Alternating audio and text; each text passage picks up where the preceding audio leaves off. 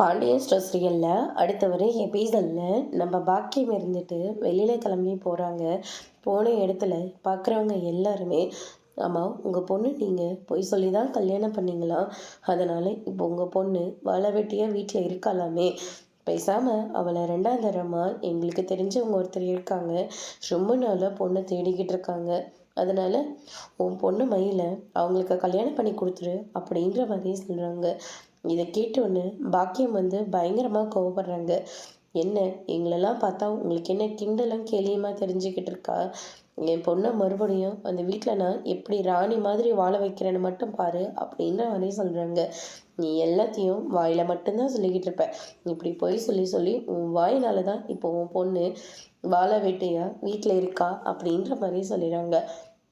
அதுக்கு அடுத்ததாக பார்த்தீங்கன்னா நேராக வீட்டுக்கு வந்த உடனே மயில்கிட்ட பயங்கரமாக சண்டை போடுறாங்க. எங்கேயும் தலை காட்ட முடியல. பார்க்குறவெல்லாம் கிண்டலும் கேலியுமால பேசிக்கிட்டு இருக்கா. நம்ம வசதிக்கு மீறி இவளுக்கு என்ன குறைய வச்சோம், எல்லாத்தையும் மீறி இவளுக்கு ஆடம்பரமாக தானே நம்ம கல்யாணத்தை பண்ணோம்.